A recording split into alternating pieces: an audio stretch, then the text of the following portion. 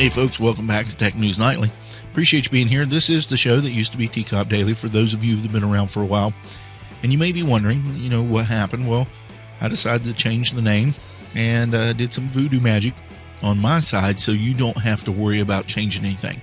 So you're still going to get the show every day as I put it out Monday through Friday. I appreciate you being here. I got some good stories for you tonight, including UPS testing drones and a couple stories about Facebook. And I've thrown in a couple filler stories there, so we can see if we can make a show out of it. I've noticed that my download numbers are going up, which tells me that I may be getting new listeners. So for those of you that are new here, this show is all about tech news. Try to bring you the stories that the others don't. And I try to make second page news seem like it's front page news. I like to call those stories the below the fold stories. When you open up a newspaper and you see those stories below the fold, those are the stories that, they're newsworthy enough to be on that front page, but they don't have the real big headlines. Well, I try to make those headlines the big headlines. I tell you a little bit about the story and then tell you where to go find it. And then I give you my take on it. So buckle in. We'll see if you like it. This is a tech news story or a show. Yeah. So let's get to it. Now, first story tonight comes out of UPS. Apparently they're considering using drones to deliver packages to rural areas in hopes that deliveries will be more automated and cheaper. And it is apparent that drones would be a good way to reduce the cost of delivering to residences because it is more expensive due to not as many packages being delivered. You see, because UPS doesn't pick up packages from residents that often, and they deliver packages, sporadically, maybe a package or two every month or so, I would almost say that their rate of return is in the red for that. So in Monday's test, a drone launched from the roof of a UPS vehicle and flew autonomously toward its destination, dropped a package, and then returned to the vehicle as the driver continued on its delivery route. Now, I don't know about you, but this is kind of cool to me. But at the same time, it's kind of creepy. It kind of creeps me out because it makes me think that they could be watching me. Not that anybody would want to watch me, but, big brother and all. I'm not one that wears tinfoil hats, but I really don't like to be watched. Anyway, this is being done because UPS is apparently not getting the right return for delivery for e-commerce customers. They've tested drones before, but now they're considering using the tech for other uses other than delivery. They're going to use them for inventory control, which is very smart, and for vehicle and plane inspections while the vehicles and planes are parked in the warehouses and the hangars. I think that's pretty cool. It's pretty smart use of the technology. Now, you can find more on this story over at Reuters.com. All you got to do is find the UPS story. UPS has been delivering stuff for a long time. And they've stayed in business because of smart financial moves over the years. Now, when they come out and say they're fighting with lower margins, it surprises me that they didn't see this coming.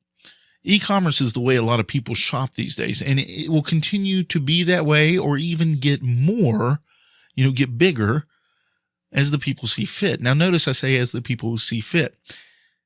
Technology drives this to a certain extent. It drives e-commerce to a certain extent, but I'll be honest with you, it's the people that drive it more than anything.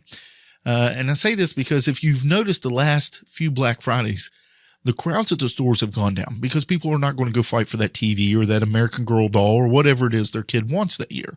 They're just not going to fight the crowds. Now, you don't have that very much here where I live because I live in a small state. And you don't have tens of thousands of people waiting to get into the stores.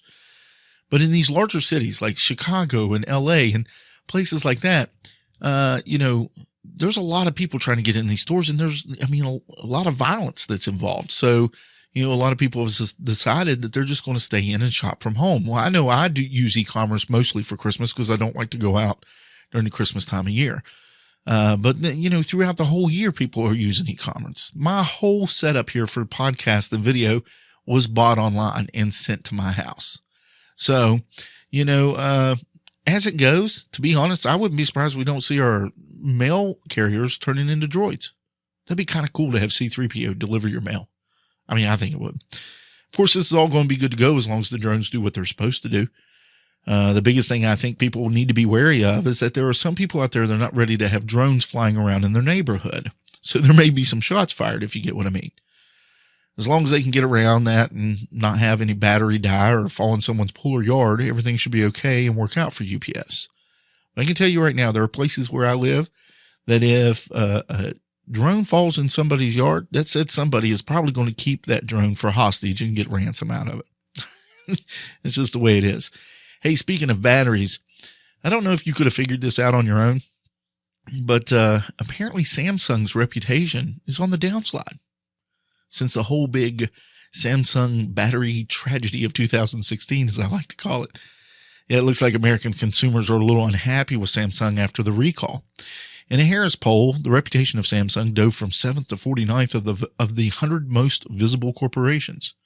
I mean, come on, what did they expect it to do? I mean, people in this country, they went crazy, like blew up when the McRib was taken away. Do you think they just weren't going to notice that you recalled a whole phone? Anyway, according to the report, Samsung's recent product safety challenges, I find that funny, safety challenges. How about explosive surprises or ignition fallacies? Or I got one even better, Samsung's recent product IED properties. Anyway, Samsung's recent product safety challenges have taken their toll, particularly around the social media or social responsibility. Social responsibility is a kind way of saying that Samsung did not tell the people what could go wrong before it went wrong. Anyway, the survey was based on interviews with more than 4,000 adults conducted between September and October last year. Now, you can find more on the story over at Bloomberg.com. Just look up Samsung's reputation tanks among Americans. Listen, folks, if you've had one of these portable fireworks displays, I apologize if you think I'm being a little rough. The bottom line is, if you're putting a product out to the public, you'd better execute all the tests needed to ensure it's safe for consumption or use. This is a failure on Samsung. Samsung. Only Samsung. Nobody else. You can blame it on the battery manufacturer all you want. Bottom line is, Samsung had the total responsibility for the product when it went out the door. It's their name that's on that product. It doesn't matter what's inside the product. They authorized the chips. They authorized the processors. They authorized the glass. They also authorized the battery that went into that phone. So you can blame it on them. Hell, Samsung should blame it on Apple for pushing them to put out a damn phone every year, because I'm sure that's what the cause is for them not checking everything completely. Hey, I apologize for the rant. Just kind of tired of the blame game, really. I mean, come on, own it. You did it. You made a mistake. You had to pull a phone off your line. Okay. Yeah, you're going to take a hit on reputation, but that just means you dig in and you make a better phone. You make the next one better and you make sure that it doesn't blow up people, you know? In other news, it looks like Goldman Sachs is estimating Snap to hit nearly $2 billion in 2018. Folks, I don't know if you know this. That is 5 times what they did last year. $2 billion. That's a hell of an increase for any business, let alone a social media company that isn't considered the top 3. That's right. That's right. Snap is out meeting investors this week, and the biggest question is going to be how much the company can grow its user base. Well, Goldman says the company could grow to 221 million daily users on the average. Now, this is up from 158 million late last year. And if they actually do this, if they actually pull this off, they could be worth what they think they are. But if they fail, well, RIP Snapchat app. You can say goodbye. Now, Snap is valuing itself up to $22 billion and wanting to raise as much as $3.2 billion with its investors. The IPO is actually expected to be one of the biggest in tech for some time now. And the increase of about 40% over 2 years would actually be a slowdown in the addition of new users. Fourth quarter FY 2016, Snap reported 48% more users than a year earlier. And that was the slowest growth rate for any of the 12 quarters which it reported numbers. Gee, many. You can find more, to include a side-by-side comparison, at businessinsider.com. And all you have to do is look up the Goldman Sachs is predicting Snap will deliver story. Now, Snapchat's not something that I use. And so this really doesn't have a lot to do with me personally. But to see a company in the social media world trying to make it against one of the 3 Goliaths, I hope they're successful. I truly do. Closest thing to Snapchat is Instagram. And Instagram may be having a hard time competing against the Spectacles format. I did a story on that yesterday. $130. You get these pair of sunglasses. They have cameras on them, and they can produce 10 to 30-second videos in what they call an all orientation format, which is kind of cool. And Instagram has nothing to answer to that. But is this going to end Instagram? I'd highly doubt it. There's a social stigma that goes with Snapchat. Snapchat has come around to being the new storyteller for entrepreneurs, and I've seen some podcasters using it. I'll tell you right now, you're not going to see old Ray right here taking snaps and sending them out to anyone. And it's not because I don't think that Snapchat is worth its weight. I just see Snapchat, and I think many others do too, in my age bracket and older, see Snapchat as an app for younger people to tell their stories and pictures, and because that's what the kids like. That's what the teenagers and the 20-somethings like. They like that. Here's a picture of me here. Here's a picture of me there, and then the visitor or the user gets to build the story basically in their own mind of where the creator has been and what the creator's been doing. So I don't think they'll end Instagram, but I do think they'll be right there with them if they don't surpass them. Elsewhere in social media, Facebook Messenger is now letting you send money with TransferWise. It seems the International Money Transfer Service has announced an integration with Facebook Messenger that will let people set up foreign exchange transactions over the chat service. Service is available for payments to and from the United States, Canada, Australia, the United Kingdom, and Europe. TransferWise made it very clear that they intend to expand the offering to all 50 countries and 600 currency exchange pairings they support later on.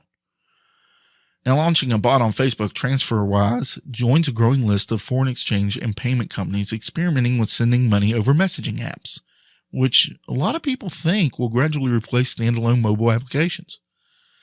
And if you remember, TransferWise gained a lot of attention with its promise to give customers the official mid-market exchange rate with low fees.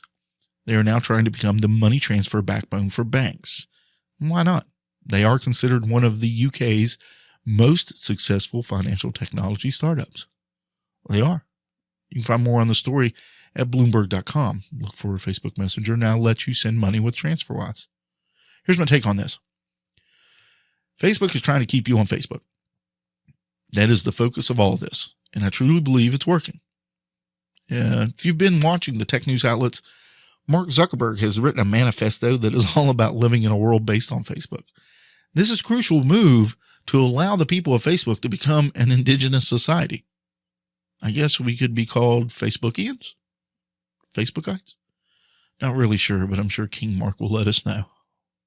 Sticking with Facebook, seems as though they are close to a deal on a lease of an office building near Dublin's International Financial Services Center. The building is about 110,000 square feet, which is the equivalent of 2 football fields. I don't know if you needed to know that. I thought it was interesting, but it's a piece of info I put in there. Facebook has its European headquarters in the Irish capital, and it's seeking a place to house about 1,000 workers. And it just looks like Facebook is looking to expand its operations, I guess. You can find more on this at Bloomberg.com. Look up Facebook said near deal for expansion of European headquarters. Now, let me give you a little caveat to this story. When I read the story on Bloomberg, it's kind of touchy. And what I mean by that is it's not really confirmed yet. They're just talking to somebody that's close to the situation. Facebook is not really confirming where they want to place their where they want to lease the building at. But here's the funny thing. The building that Facebook is looking for is between Google and Cisco Systems Incorporated. They have offices that they've leased and where Yahoo Incorporated occupies space. So I guess Facebook is starting to conquer the small countries first to start its society all over the world. Now, I feel this is just another move for Facebook that's going to help them in the long run.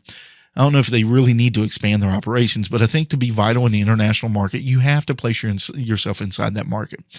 And with everything going on in India and the fact that Facebook is trying to repair their relationship with India, the Indian government actually, after trying to offer internet to the places in India that doesn't have it, this is probably a smooth move on their part. And if you guys don't know what I'm talking about, India has a lot of people, and not all of them get internet. They don't even have basic access to internet. So Facebook at one point in time tried to offer basic internet services to the rest of India or some of the villages in India that could use it. And the Indian government turned them down because they didn't feel that, first they felt that there was too much advertisement and too much e-commerce that goes on Facebook. And they didn't feel that it was sticking with the storage and data, or the data storage laws that India wants to in place. So there was a little bit of a breakup there, but I think that Facebook and India are still negotiating. Now, do I think it's a great move? Absolutely. Facebook needs to expand into that international market a little bit more, because as it stands, to be honest with you, you're looking at the story I did last night about Azure, a lot of putting themselves in a lot of different areas, regions around the world, because cloud storage is where it's going. And Google's doing the same thing. Amazon doing the same thing. So these are large companies. Facebook is just as big as these companies. Even though Facebook is considered just social media at the time, Facebook is working towards the ability to keep you on Facebook for everything you need to do. Buying, selling, weather, search, informational search, news, everything right there. Has there been some hiccups along the way with Facebook? Absolutely. Now they're battling the whole fake news thing. Twitter's doing the same thing.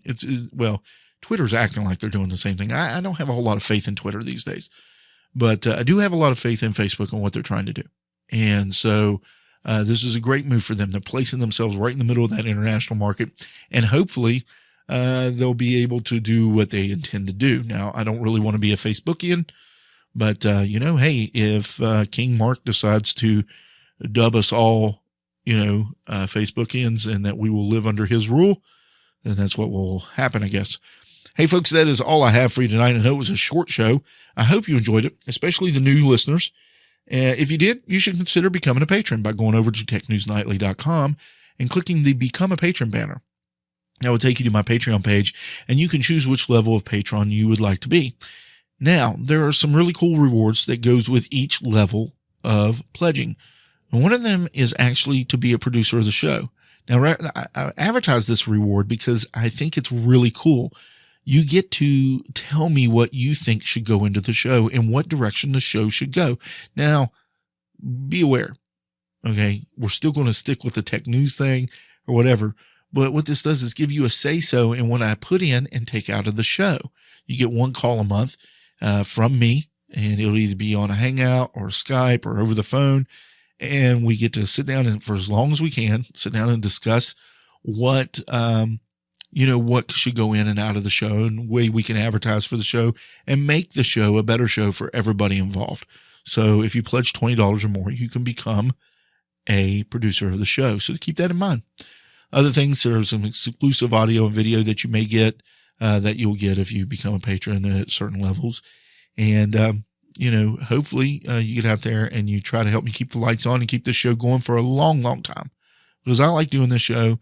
And I was even told tonight that there are people out there that actually love this show. They enjoy the show, and I appreciate that. And I'm glad that I can bring it to you. I just want to be able to bring it to you for a long time. If you haven't signed up for the newsletter yet, you best get on it. The March newsletter comes out in a week, and you can go to technewsnightly.com and go to the newsletter sign up tab and put in your information and hit submit, and it will sign you up. Now, make sure you check out the website for the new articles when I release them. So while you're over there, sign up for the newsletter and signing up, to be a patron, check out the news article site. There's a page on there, and there's all kinds of articles that are written by me. They're not plagiarized. I get my information from many, many sources on the internet, and then I make them into an article or a story on my own for you to read. Now, once again, the Facebook group is still wide open for new members. I opened it up earlier this month. All you have to do is search facebook.com/groups/technewsnightly and join.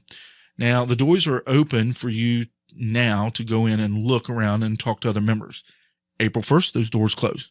You'll be able to join, but you won't be able to go in and see some of the exclusive content that I've put out in the past. This Saturday, I've got an exclusive content that's going to be for the Facebook group members only, but while it's open, everybody will be able to see it.